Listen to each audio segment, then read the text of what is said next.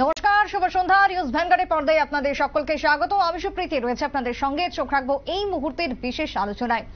17 June যেখানে দুর্ঘটনা ঘটলো কাঞ্চনজঙ্ঘা এক্সপ্রেসের, ঠিক অন্যদিকে আজ 18 জুন একইভাবে দুর্ঘটনা, ডিব্রুগড় এক্সপ্রেসের দুর্ঘটনাকে কেন্দ্র করে এই মুহূর্তে দাঁড়িয়ে যে খবর উঠে আসছে তার দিকে নজর রাখবো। তবে এই মুহূর্তে ভার্চুয়ালি আমাদের সাথে আলোচনায় জুড়ে গেছেন প্যাসেঞ্জার অ্যাসোসিয়েশনের প্রাক্তন সভাপতি রেলের মনোজ চক্রবর্তী। এই মুহূর্তে রয়েছেন ভার্চুয়ালি। মনোজ বাবু, নিউজ ভ্যানগার্ডের লাইভে আপনাকে স্বাগত।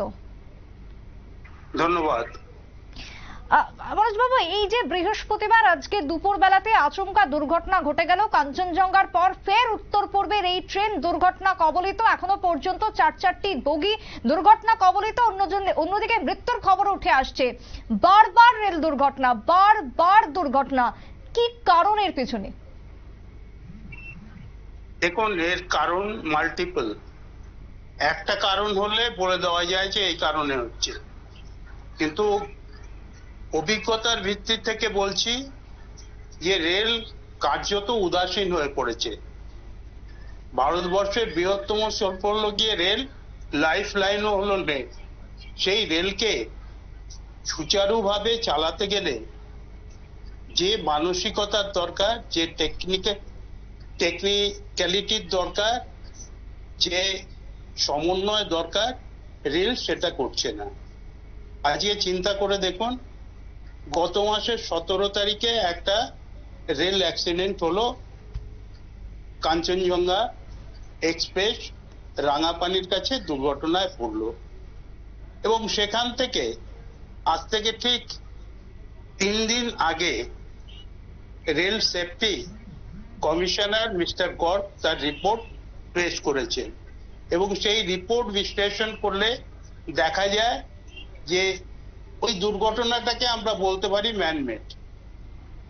মানুষের অসতর্কতা, সিগন্যালিং এর গন্ডগোল, তার পাশাপাশি কর্তব্যরত স্টেশন মাস্টার তার যে মেমো দেওয়ার কথা, এত ফ্রিকুয়েন্ট মেমো দেওয়া হয়েছে যে সেই ফ্রিকুয়েন্ট মেমোতে সঠিক সময়ে সঠিক জায়গায় একটা কিছুই পৌঁছায়নি। এই যে দুর্বলতা, এগুলো দুর্বলতা পাশাপাশি গ্রস নেগলিজেন্সি। আজকে যে ঘটনাটা ঘটেছে তার বিস্তৃত রিপোর্ট আমরা এখনো পাইনি। এইটুকু, ডিব্রুগড়গামী এই এক্সপ্রেস ট্রেনটা গন্ডার কাছে দুর্ঘটনাগ্রস্ত হয়েছে এবং অনেকগুলো বগি লাইনচ্যুত হয়েছে। মনোজ বাবু, এই যে কাঞ্চনজঙ্ঘার দুর্ঘটনা, তার তদন্ত রিপোর্ট জমা পড়ার 48 ঘন্টাও এখনো পার হলো না, তার মধ্যেই উত্তরপ্রদেশের গন্ডায় এই দুর্ঘটনা। এক্ষেত্রে রেল কি কোনোভাবে তাদের দায়িত্বভার বা দায়ভার এড়িয়ে যেতে পারে? আচ্ছা, আমরা কোনো অবস্থাতেই, আমার পরিবারে যদি একটা ঘটনা ঘটে আমরা দায়িত্ব এড়াতে পারি না। সেগুন রেলও একটা বিরাট পরিবার। সেই পরিবারে যদি কোনো দুর্ঘটনা ঘটে, স্বাভাবিকভাবে রেল মন্ত্রী থেকে রেল কর্তৃপক্ষ, কেন্দ্রীয় সরকার সেই দায়িত্ব এড়িয়ে যেতে পারেন না। এটা আমরা পরিষ্কারভাবে বলছি যে মিশন এবং ভিশনের ক্ষেত্রে রেল কর্তৃপক্ষ কোথায় যেন পেছিয়ে যাচ্ছে।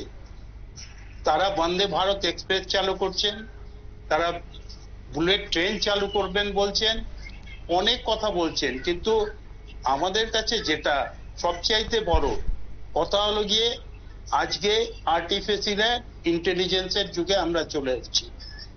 রেল পথগুলোকে কি সঠিকভাবে রক্ষণাবেক্ষণ করা হচ্ছে? রেলের বগিগুলোর কি পরিবর্তন হচ্ছে? রেলের বগিগুলো কি সায়েন্টিফিক ওয়েতে তৈরি হচ্ছে? এই প্রশ্নগুলো আজকে মানুষের সামনে চলে আসছে। রেল পথকে যদি সঠিক সময়ে মেনটেন্স না করা হয়, এবং সেটা যদি আমরা বারবার দেখি যে একটা জায়গায় গিয়ে সেটা ক্ষতিগ্রস্ত হচ্ছে, দুর্ঘটনাগ্রস্ত হচ্ছে, তখন রেল কর্তৃপক্ষ তার দায় এড়িয়ে যেতে পারেন না। আজকেও তাই বলবো যে কোন্ডার থেকে কাছে যে দুর্ঘটনাটা হয়েছে উত্তরপ্রদেশে, তার দায় রেল কর্তৃপক্ষ কোনো সময় এড়িয়ে যেতে পারবে না। মনোজবাবু, আমরা যেটা কাগজে কলমে এই যে রিপোর্ট জমা পড়ছে, একের পর এক তদন্ত রিপোর্ট জমা পড়ছে, শুধুমাত্র কাঞ্চনজঙ্ঘা নয়, এর আগেও একাধিক দুর্ঘটনা আমরা দেখেছি, প্রত্যেকটা দুর্ঘটনারই তদন্ত রিপোর্ট কিন্তু জমা পড়ছে, কিন্তু তার বাস্তবায়ন কোথায়? যদি বাস্তবায়নই সঠিকভাবে হয়ে থাকে তাহলে একের পর এক দুর্ঘটনা কেন ঘটছে?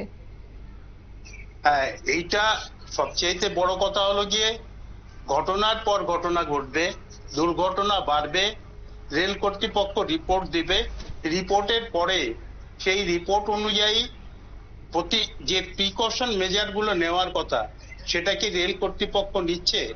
আজকে সেই প্রশ্নটাই বড় হয়ে দাঁড়াচ্ছে।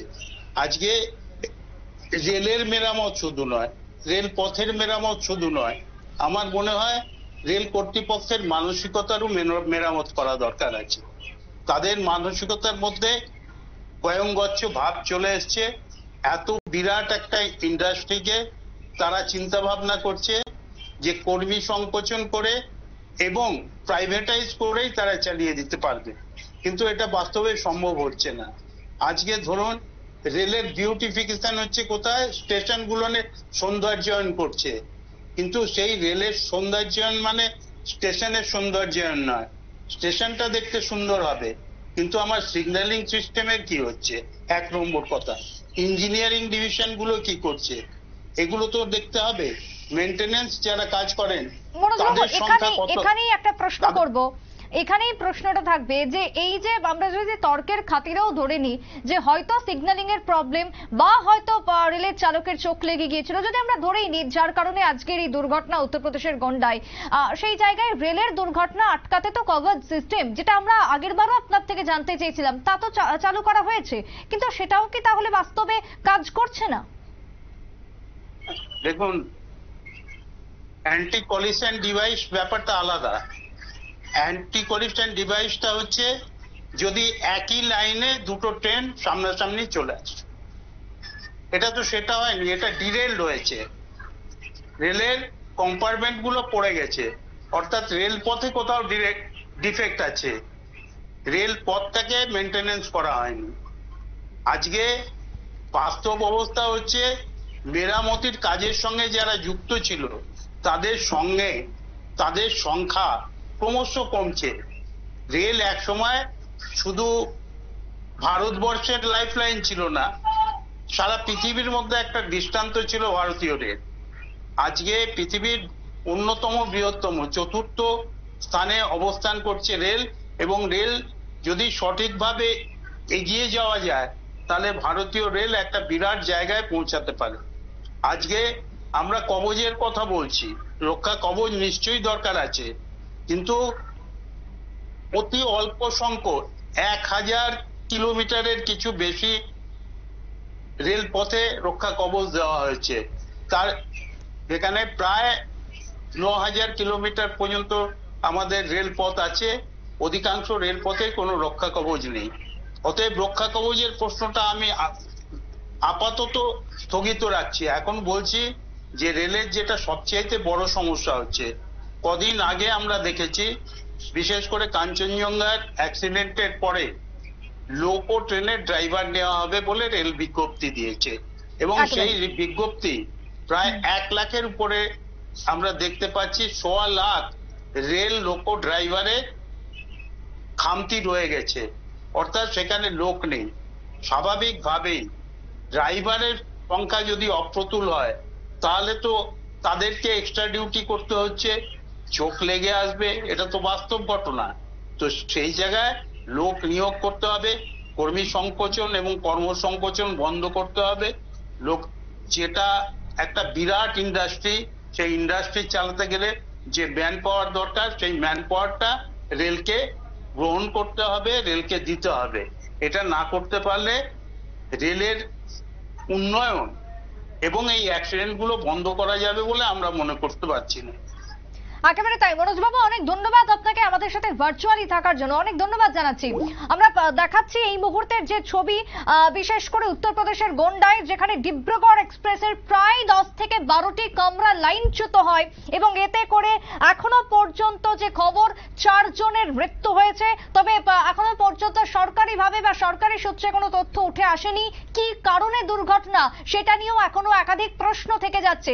তবে কাঞ্চনজঙ্ঘা দুর্ঘটনার ঠিক একটা মাস পেরিয়েছে, তারপরেই অর্থাৎ গতকালকে 1 মাস পেরোনোর পর আজকে 18 তারিখ দুর্ঘটনা, যেখানে কাঞ্চনজঙ্ঘা দুর্ঘটনার যে তদন্ত রিপোর্ট তা সবে জমা পড়েছে, 48 ঘন্টাও পার হয়নি। তারই মধ্যে ফের গন্ডায় ডিব্রুগড় এক্সপ্রেস দুর্ঘটনাতে আবারও যাত্রী সাধারণের মধ্যে ব্যাপক চাঞ্চল্য ছড়িয়েছে। বারংবার রেল দুর্ঘটনা, এক্ষেত্রে দায়িত্বভার কি এড়িয়ে যেতে পারবে রেল কর্তৃপক্ষ, প্রশ্ন উঠে আসছে। এই প্রসঙ্গে উত্তর পূর্ব রেলের মুখ্য জনসংযোগ আধিকারিক সব্যসাচী দে তিনি কি জানিয়েছেন নিউজ ভ্যানগার্ডকে, আসুন শোনাবো। বলছি স্যার, আজকে ডিব্রুগড় এক্সপ্রেস লাইনচ্যুত হয়েছে। অনেক যাত্রী ছিলেন, উত্তরবঙ্গ সহ আসামের অনেক যাত্রী, ত্রিপুরার যাত্রী ছিলেন, কি বলবেন স্যার বিষয়টা? না, এখন তো দেখেন অ্যাক্সিডেন্টটা উত্তরপ্রদেশে হয়েছে। এখন থেকে যে আপডেট এসেছে আমরা জানি কি একজনের ডেথ হয়েছে আর 7 ইঞ্জুরিজ। এই 7 ইঞ্জুরির মধ্যে 6 জন সিম্পল ইঞ্জুরি। Okay sir. আর আপনার এখন একটা স্পেশাল ট্রেন চালানো হবে মানকাপুর স্টেশন টু ডিব্রুগড় এই প্যাসেঞ্জার্সকে ফেরি করার জন্য। আর প্যাসেঞ্জার্সকে অ্যাক্সিডেন্ট সাইড থেকে মানকাপুর স্টেশন, উত্তরপ্রদেশের মানকাপুর স্টেশন পর্যন্ত বাই বাস নিয়ে যাওয়া হচ্ছে। Rescue and relief operation already সাইটে শুরু হয়ে গেছে। আরো যেরকম আপডেট পাই আমরা দিতে থাকবো। স্যার ঠিক স্যার, একটা বিষয় স্যার, রেল যাত্রীদের আতঙ্ক কিছুতেই কাটছে না, দিনের পর দিন রেল দুর্ঘটনা বাড়ছে, কি বলবেন? এটা দেখেছি এখন খুব বলার নেই। দেখেন এটা আপনি যেটা বলছেন ওটা আমরা জেনুইন বোঝা যাচ্ছে, বাট রেল আগের থেকে অনেক সেফার হয়েছে ট্রাভেলে। আমরা আগে ওটা করবো, বাট এখন আমাদের main priority accidental rescue and relief. এটা পরে আমরা ডিবেট করতেই পারি। রেস্কিউ এন্ড রিলিফ কতটা হয়েছে বা কতটা সম্পূর্ণ করা গিয়েছে ইতিমধ্যে? এটা আমি এই ইনফরমেশনটা নেই এখন আমার কাছে, যেরকমই আসবে আমি পেয়ে যাবো, আমি দিয়ে দেবো। আপনারা শুনলেন ইতিমধ্যে সব্যসাচী দে মুখ্য জনসংযোগ আধিকারির বক্তব্য। তবে রেল দুর্ঘটনাকে ঘিরে এখনো পর্যন্ত যে বারবার দুর্ঘটনার কারণ উঠে আসছে, তা ক্ষেত্রে ম্যানুয়ালি যে প্রবলেম, তার সাথে সিগন্যালিং এর প্রবলেমও উঠে আসছে। তবে এক্ষেত্রে আজকের দুর্ঘটনার সঠিক কারণ জানা যায়নি। তবে দুর্ঘটনার কারণ যাই হোক না কেন, রেল দুর্ঘটনা ভারতবর্ষে বাড়ছে ক্রমাগত। দুর্ঘটনাকে আটকানোর জন্য এই মুহূর্তে দাঁড়িয়ে রেলকে পদক্ষেপ গ্রহণ করতে হবে, এমনটাই দাবি উঠে আসছে দেশের সাধারণ জনগণের পক্ষ থেকে। কারণ বারংবার দুর্ঘটনাতে একের পর এক প্রাণহানি ঘটছে, আর তাতে করে মানুষের মধ্যে রেলের যাতায়াত এবং রেলের যাতায়াত কতটা নিরাপদ এই মুহূর্তে, কতটা স্বাচ্ছন্দ্য রয়েছে রেলে যাতায়াতের ক্ষেত্রে, তা নিয়ে প্রশ্ন উঠে আসছে বারংবার। এই মুহূর্তে যে ছবি আপনাদের সামনে তুলে ধরেছি তা নিউজ ভ্যানগার্ডকে পাঠিয়েছেন চিত্র সাংবাদিক বিজেতা আগরওয়াল।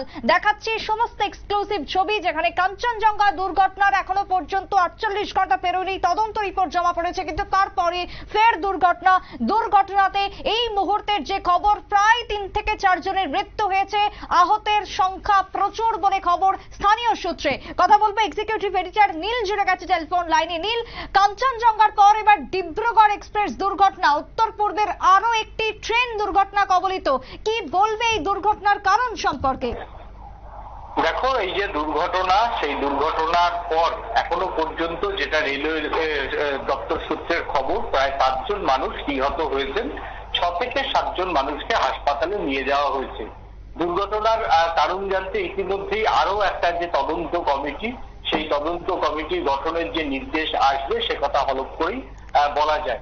তবে কয়েকদিন আগেই আমরা দেখলাম কাঞ্চনজঙ্ঘা এক্সপ্রেসের যে তদন্তের রিপোর্ট, সেই রিপোর্ট 48 ঘন্টা এখনো পর্যন্ত হয়নি যে রেলওয়ে ভবনে জমা পড়েছে। তার মধ্যেই আরো একটা দুর্ঘটনা। কেন ভারতীয় রেল এই দুর্ঘটনার কবলে পড়ছে তা নিয়ে কিন্তু দেশ জুড়ে কোনো তদন্ত করছে না ভারতীয় রেল, এবং সেই সঙ্গে দুর্ঘটনার কারণ এবং দুর্ঘটনা প্রবণ এলাকাগুলি চিহ্নিত করতে ভারতীয় রেলের উচিত একটি আন্তর্জাতিক মানের সমীক্ষক দল দিয়ে বা সংগঠন দিয়ে একটা সমীক্ষা করা, যেটারও কিন্তু এখনো কোনো খবর ভারতীয় রেল সূত্রে কিন্তু উঠে আসেনি। এক কথায় একটা করে দুর্ঘটনা ঘটবে, কিছু ক্ষতিপূরণ ঘোষণা হবে, সেটা নিয়ে শাসক বিরোধী তরজা হবে, সাধারণ মানুষের প্রাণ যাবে, তদন্ত কমিটি রিপোর্ট জমা পড়বে, তারপর সেই তদন্ত কমিটির রিপোর্ট কোনোদিনও প্রকাশ্যে আসবে কিনা সেই বিষয়ে সাধারণ মানুষেরকে ঘোর অন্ধকারেই কাটাতে হবে। বহু তদন্ত রিপোর্ট এই পর্যন্ত ভারতের হয়েছে, প্রায় এখনো পর্যন্ত 128টা তদন্ত কমিটির রিপোর্ট ইতিমধ্যেই ভারতীয় রেল দপ্তরে জমা পড়েছে। সেটা ডান আমলেই হোক, সেটা জোট আমলেই হোক, বা সেটা বিজেপি সরকারের আমলেই হোক, কোন তদন্তের রিপোর্ট কিন্তু আজ পর্যন্ত প্রকাশ্যে আসে না যে সেখানে তদন্তের গাফিলতির জন্য কোন কোন বিষয়কে ইন্ডিকেট করা হয়েছে। শুধুমাত্র একজন কি দুজনের একটু তদন্তের রিপোর্ট, সেটা মানে গাফিলতির কথা সংবাদ মাধ্যমে অসমর্থিত ভাবে উঠে আসে, কিন্তু সরকারি ভাবে কিন্তু সেইভাবে কিছু বলা হয় না। শুধুমাত্র কজন সাসপেন্ড হলো এবং তারা কি কারণে তাদের গাফিলতি ছিল, রেল দপ্তর থেকে শুধু এইটুকুই বলা হয় আনুষ্ঠানিকভাবে, কিন্তু সামগ্রিক যে তদন্তের রিপোর্ট সেটা কিন্তু কোনোদিনও প্রকাশ্যে আসে না। আবার এই দুর্ঘটনা, সেই দুর্ঘটনার পর ইতিমধ্যেই হয়তো কিছুক্ষণের মধ্যেই শাসক বিরোধী চর্চা শুরু হবে, তবে সেই চর্চা তখনই হবে যখন মৃত্যুর সংখ্যা বাড়বে। কারণ মৃত্যুকে নিয়ে রাজনীতি করা বা মৃত্যুকে নিয়ে পোস্টমর্টেম করা, এইটা এখন একটা দেশের কালচারের মধ্যে পড়ে গেছে, যে রাজনৈতিক দলগুলি এই কালচারে অভ্যস্ত। তাই দেখার এখন যে এই যে উত্তর পূর্বের আরো একটি ট্রেন উত্তরপ্রদেশে গিয়ে তোমার হচ্ছে দুর্ঘটনার কবলে পড়লো, সেই দুর্ঘটনার কবলের পর আবার কি তদন্ত কমিটি হয়, সেই তদন্ত কমিটির রিপোর্ট আবার কি জমা পড়ে এবং এই ঘটনায় সামগ্রিকভাবে কোন ব্যর্থতার দায় উঠে আসে, সেটা জানার জন্যই হয়তো সাধারণ মানুষ অপেক্ষা করছে।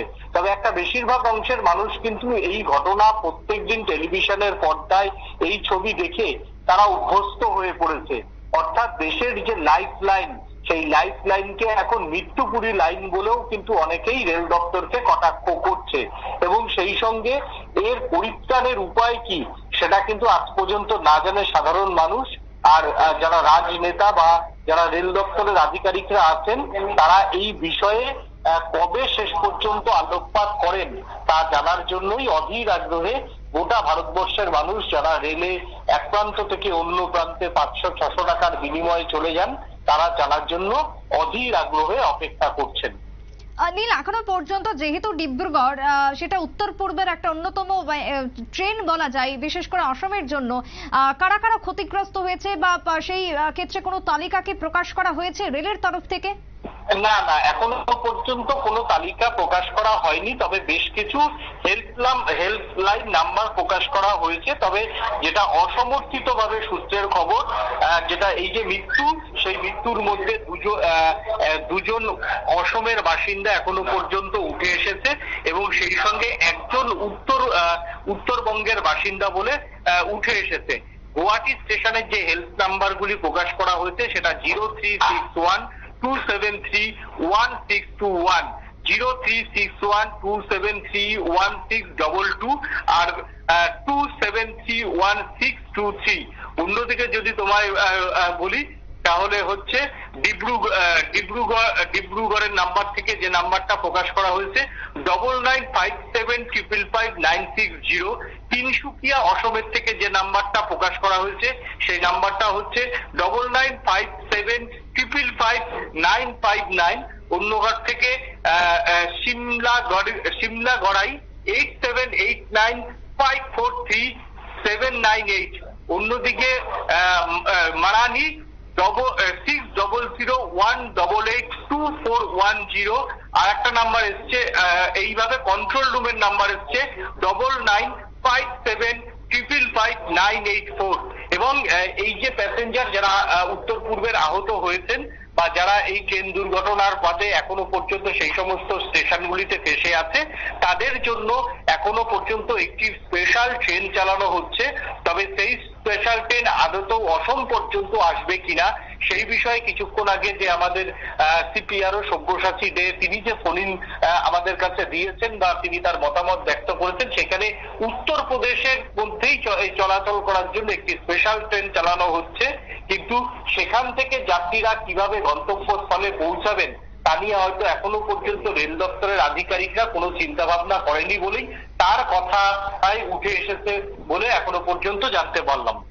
একেবারে তাই। ধন্যবাদ নীল তোমায়। অর্থাৎ এই যে আমরা রেল দুর্ঘটনার দিকে নজর রাখছি, বিশেষ করে এই মুহূর্তে দাঁড়িয়ে উত্তরপ্রদেশের গন্ডাই ডিব্রুগড় এক্সপ্রেসের প্রায় 12টি কামরা বেলাইন হয়ে যায় এবং যেখানে এখনো পর্যন্ত 4 জন মৃত বলে খবর উঠে আসছে। তবে দুর্ঘটনাতে সঠিকভাবে এখনো পর্যন্ত জানা যায়নি কারণ। তবে বারবার মানুষের চিন্তা এবং আতঙ্ক বাড়ছে। রেল হচ্ছে ভারতবর্ষের যাতায়াতের ক্ষেত্রে অন্যতম লাইফলাইন। সেই রেলে যাতায়াত করা এখন এক প্রকার চিন্তা এবং আতঙ্কের হয়ে দাঁড়িয়েছে প্রত্যেকটা রুটে, প্রত্যেকটা মানুষের ক্ষেত্রে। সে কথাই আরো একবার উঠে আসছে আজকে ডিব্রুগড় এক্সপ্রেসের গন্ডাই দুর্ঘটনাকে কেন্দ্র করে। দেখাচ্ছিলাম এতক্ষণ সেই ছবি, এক্সক্লুসিভ সমস্ত ছবি দেখছিলেন শুধুমাত্র নিউজ ভ্যানগার্ডের পর্দায়। ছোট্ট একটা বিরতি নিয়ে নেব, ফিরে আসবো বিরতির পর, সঙ্গে থাকুন।